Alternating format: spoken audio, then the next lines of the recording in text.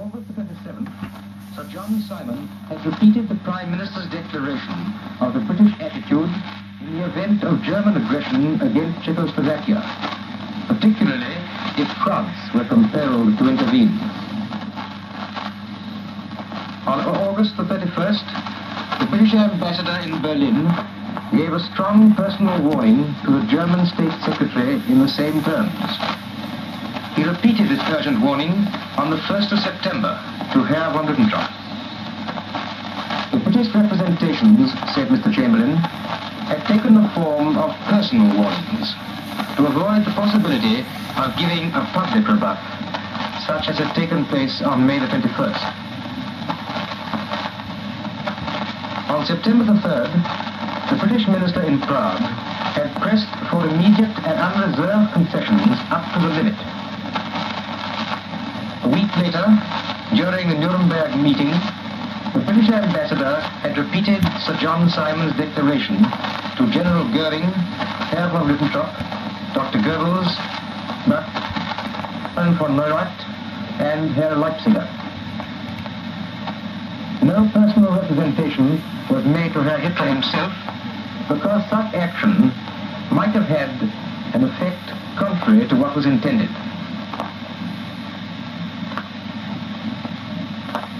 Mr. Chamberlain said that it promised German support to the Sudetens if they could not obtain satisfaction themselves, and publicly raised the issue of self-determination.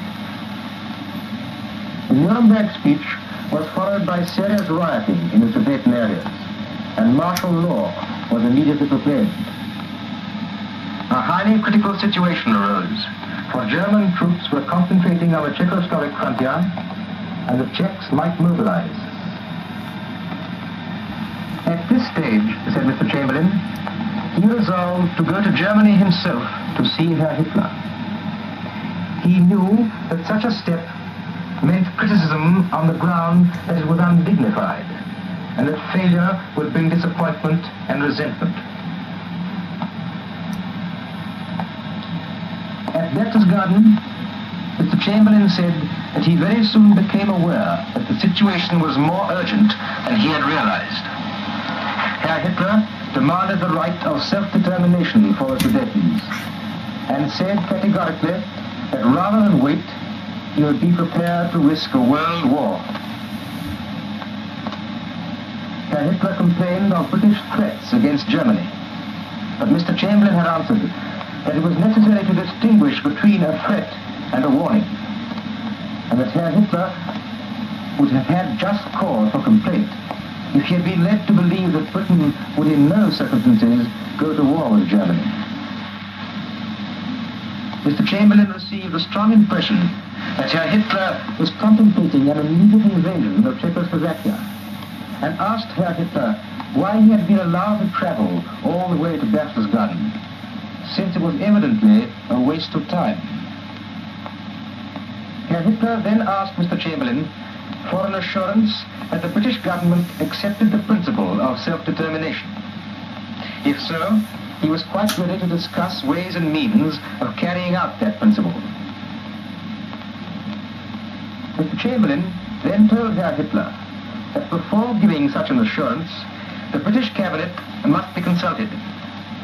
He had obtained from Herr Hitler an assurance to refrain from active hostilities in the meantime. Herr Hitler had given the assurance, binding ever since, with the proviso that nothing happened in Czechoslovakia of such a nature as to force his hand. Mr. Chamberlain then described the meeting of the British cabinet on September the 16th. Lord Runciman had told the cabinet that the responsibility for the final breach of negotiations rested with the Sudeten extremists.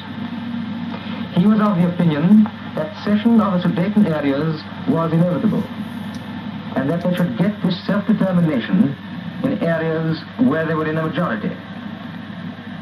Lord Runciman said that the cession of territories should be done promptly, with safeguards for a peaceful transfer of populations, and a measure of local autonomy in areas which would still have mixed populations.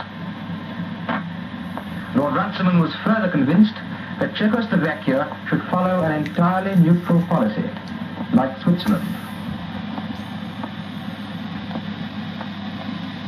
Mr. Chamberlain then went on to describe the British conversations with Mr. Ladje and his foreign minister. There had been complete agreement that the only means of finding a peaceful solution was to accept the principle of self-determination.